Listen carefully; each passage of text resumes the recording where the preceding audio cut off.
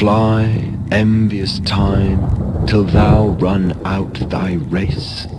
Call on the lazy leaded stepping hours, whose speed is but the heavy plummet's pace, and glut thyself with what thy womb devours, which is no more than what is false and vain and merely mortal dross. So little is our loss, so little is thy gain. For when as each thing bad thou hast entombed, and last of all thy greedy self consumed, then long eternity shall greet our bliss with an individual kiss. And joy shall overtake us as a flood, when everything that is sincerely good and perfectly divine, with truth and peace and love, shall ever shine about the supreme throne of him whose happy making sight alone, when once our heavenly guided soul shall climb.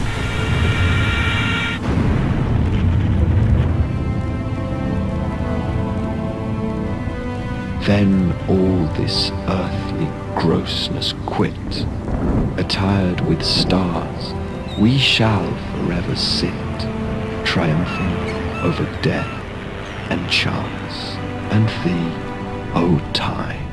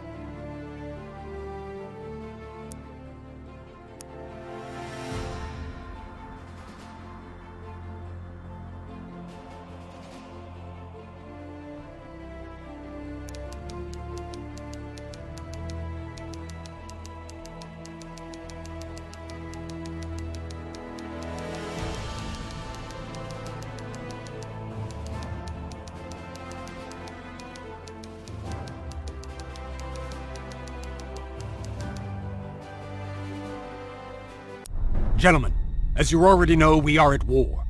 I quote the President of the United States. Yesterday, December 7th, 1941, a date which will live in infamy, the United States of America was suddenly and deliberately attacked by naval and air forces of the Empire of Japan. The attack has effectively eliminated our entire battleship force for the time being. As a consolation, it has failed to catch any of our aircraft carriers in port, while the submarines and fuel reserves have escaped unharmed. During the past years, the Japanese military was engaged in a seemingly endless war against China, badly needing oil and other raw materials. Since we halted the trade with Japan, they schemed to seize the oil and mineral-rich East Indies and Southeast Asia. A Japanese attack into the Indies, Malaya, and the Philippines was expected, and plans prepared for it. But obviously, we have not prepared enough for an attack of this magnitude. The attack against Malaya has materialized yesterday, and last night the Japanese forces also attacked Hong Kong, Guam, the Philippines, and Wake Island. This morning, the Japanese continued with an attack on Midway. The Japanese offensive is extending throughout the Pacific, with the submarine force left mostly to itself. We need to act accordingly. For the time being, we will conduct operations as follows. Boats based in Pearl Harbor will patrol in Japanese home waters and also reconnoiter the Marshall Islands, as it's presumed that Japanese forces are massing in that archipelago for a second attack on our bases. Manila-based boats will deploy to guard the vital island of Luzon against approach by enemy forces. Individual patrol orders will be received from your commander.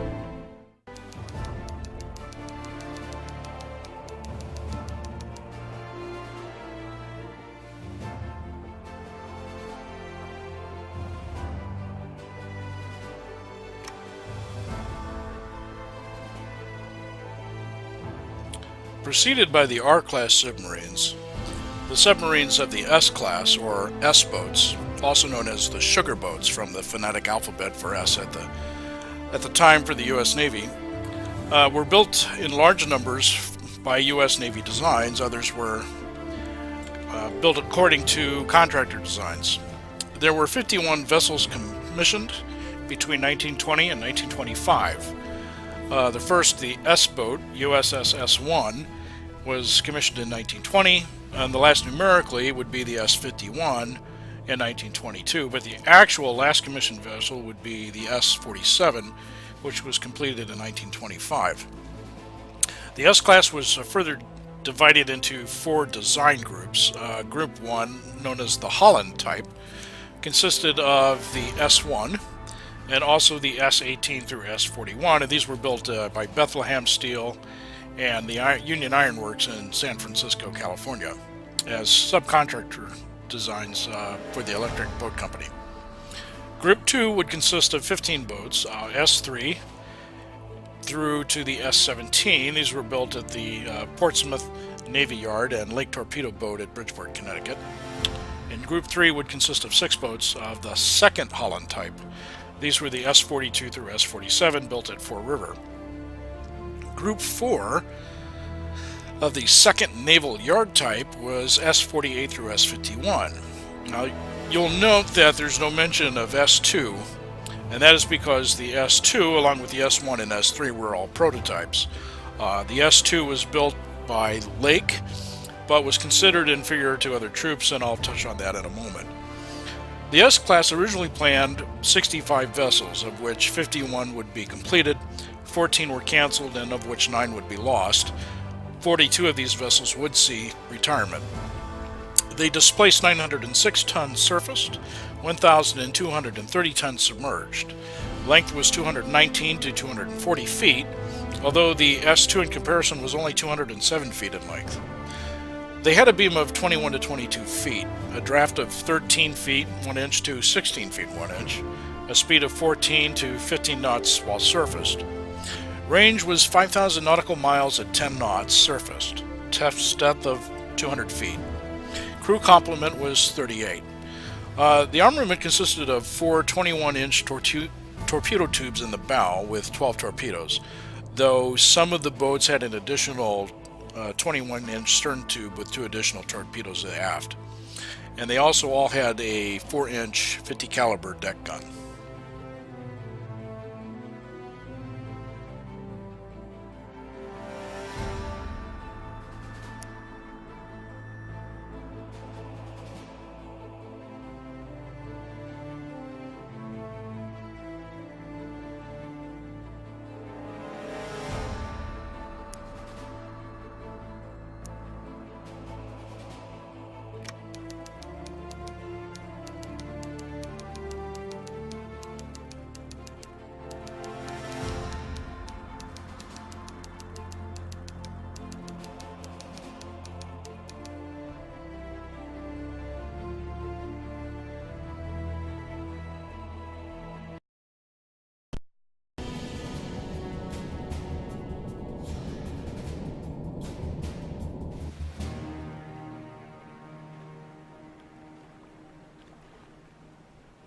Yes, sir. Ahead 1/3. Yes, sir.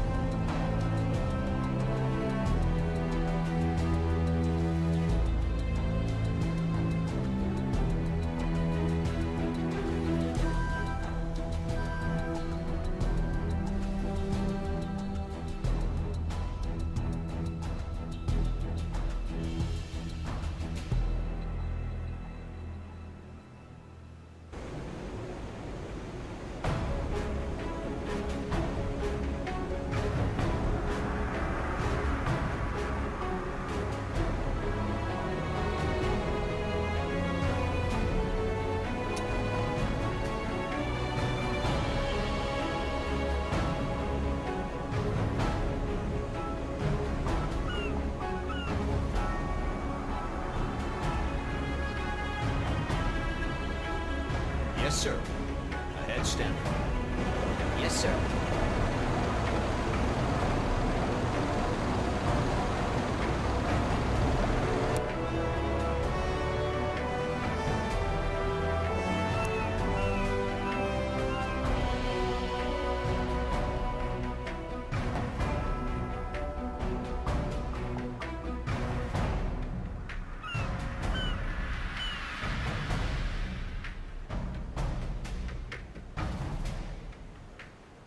Yes, sir.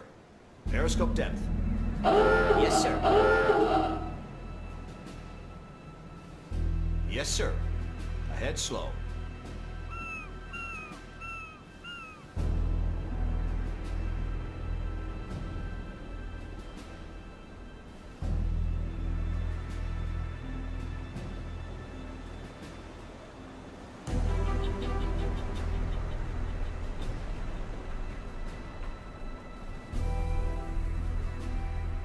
Current depth.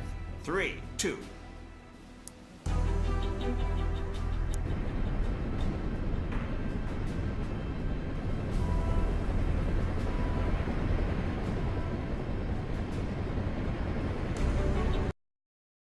Several days later, we reach our objective.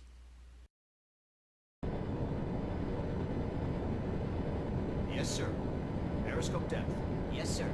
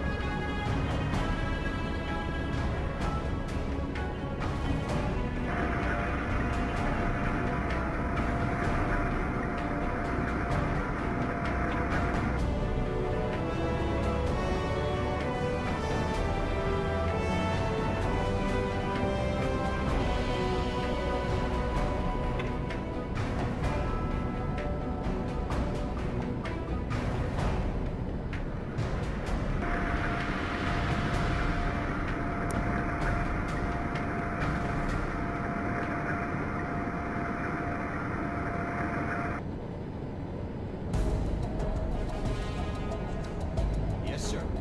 Surface the boat. Yes, sir. Ahead standard.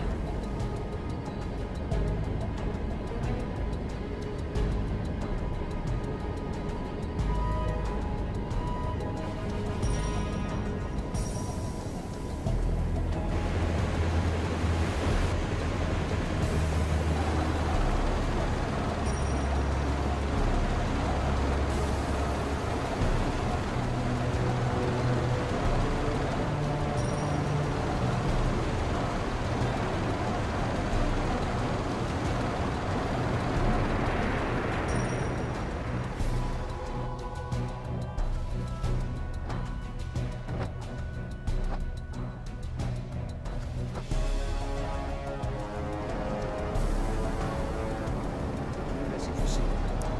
Despite running for several days, we encountered nothing along the way except a few of our own fishing vessels. There had been no enemy activity, although we had on occasionally, when we were surfaced during the night, received intelligence reports of invasion underway in Borneo. However, we were too far to render any assistance. Now that we're adherent of our objective, the real hunt will begin.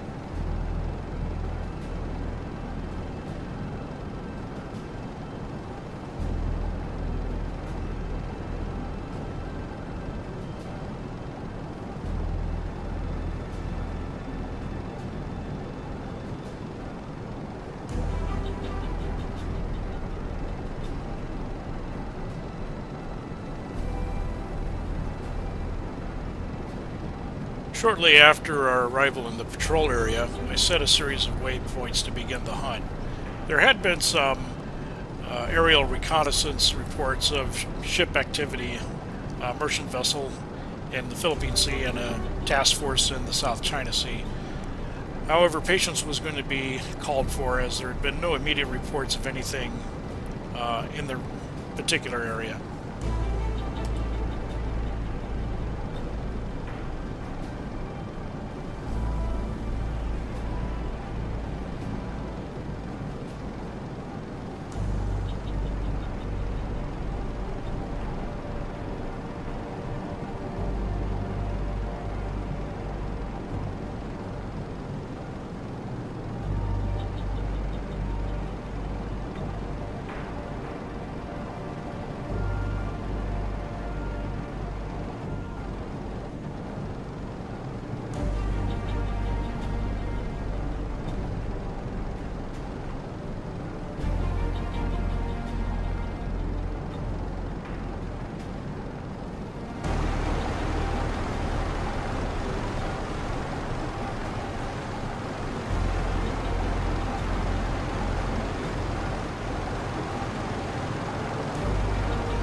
By sunrise, I decided to go ahead and submerge the boat, as there hadn't been any activity, and I did not want us to get caught by aerial reconnaissance from our enemy. In the meantime, while we were submerged, it gave me an opportunity to test just how well this boat, which was some 20 years old now, would hold up under a rather deep dive, and I instructed the sonar man to report any type of sound contact. Current depth 6.5. Current depth 9.8.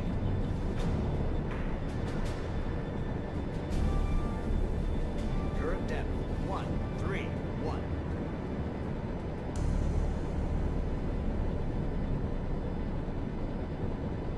Current depth 1.6.4.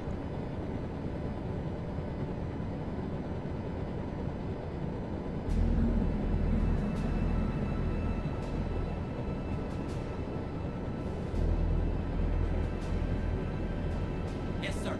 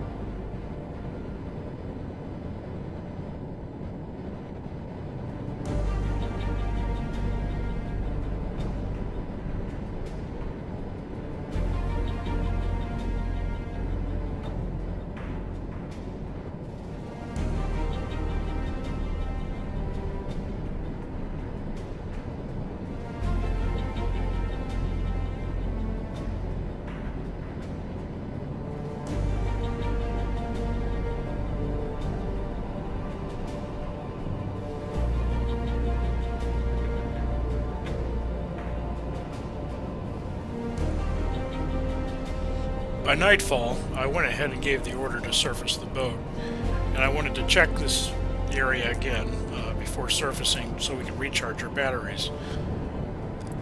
The day had passed uneventfully. Where were they? Certainly they've got to be in the area.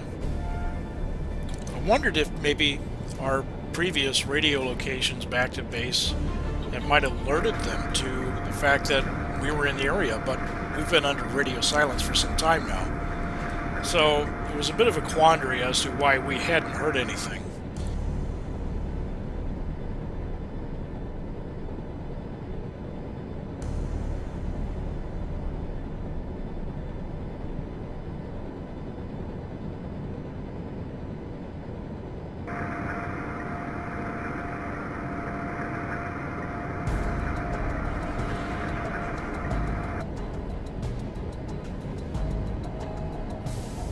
Yes, sir.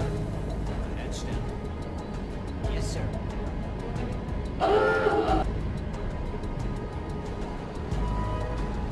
Message received.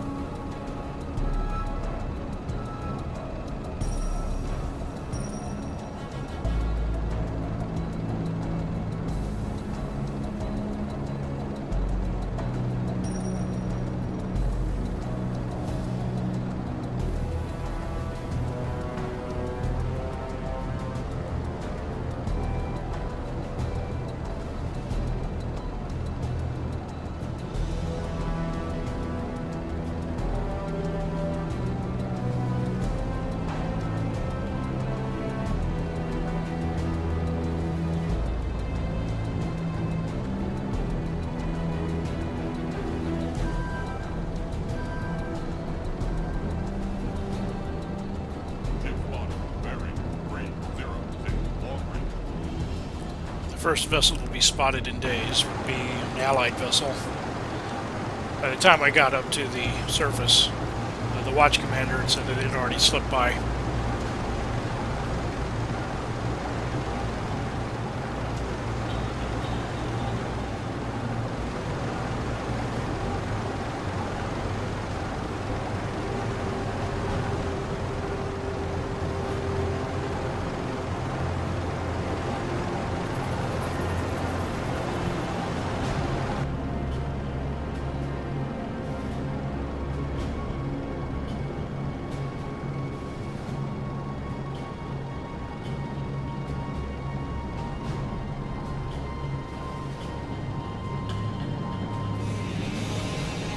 Finally, a lucky break.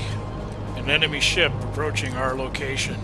Although it was a long way off, I met the preparations to intercept.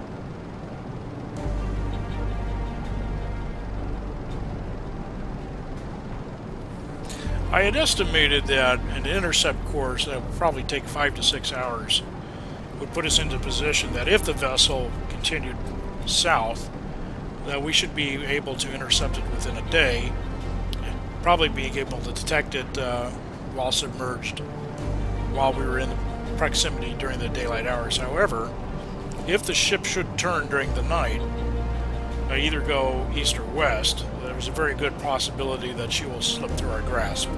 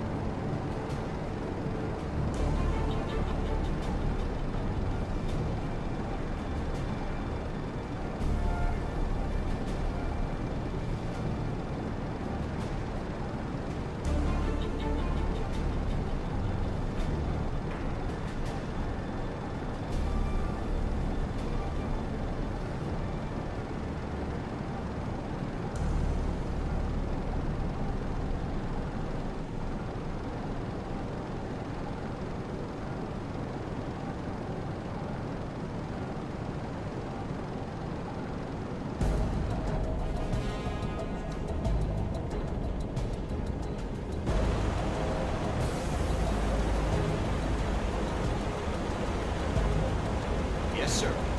New depth. 1. Yes, sir. 0.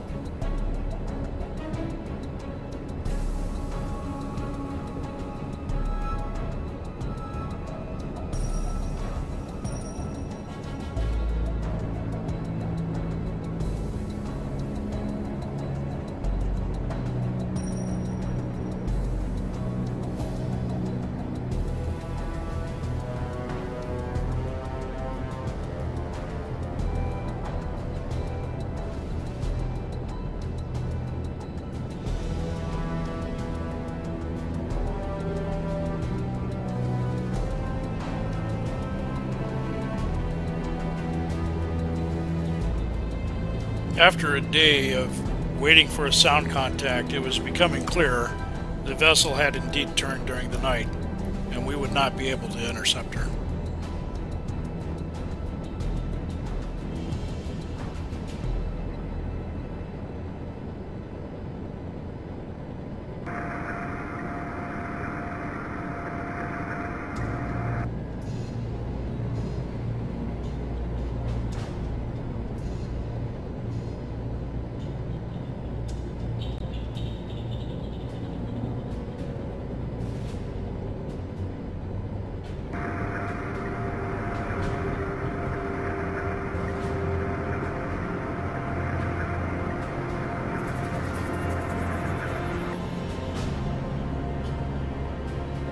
Yes, sir. Surface the boat. Yes, sir. Understand.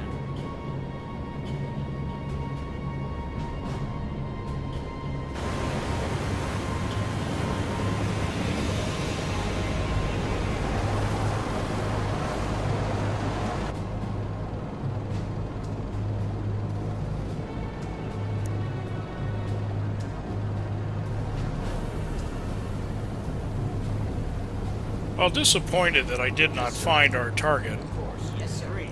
I did imagine that since a vessel was spotted moving this far south while the invasion of Borneo is underway, that more merchant vessels would be coming in this direction in order to support the invasion. I decided to continue proceeding north, in the hopes that as I nearer to the Philippine Sea, I may be able to intercept something.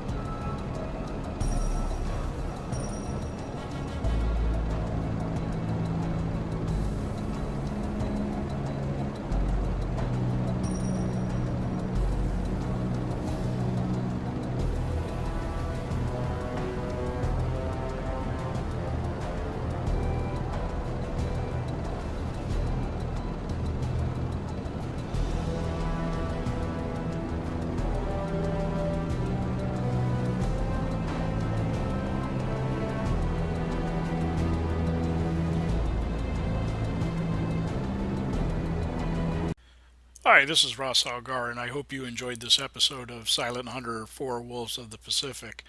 I am currently running this on a CD that I had purchased some years ago, and it was one of my go-to games when I'm not playing anything online or when I have a internet interruption of some kind that prevents me from playing anything on Steam. Since I am doing version 1.2, this game is available and is able being played on Windows 7 or Windows 10.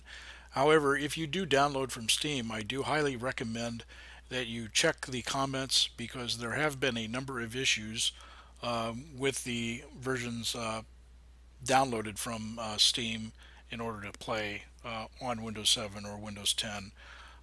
The game originally was, well, it's almost 10 years old now, a little over. But you can still see from the quality of the gameplay that it was pretty much ahead of its time. And with the advent of other Silent Hunter games being released and other U-boat games being out, I decided to go back and take a look at it. Anyway, let me know what you think, and I will post at least one other video to follow up to this, but I did want to try to keep this a bit short. So let me know what you think, and I hope you enjoy. Thanks for watching.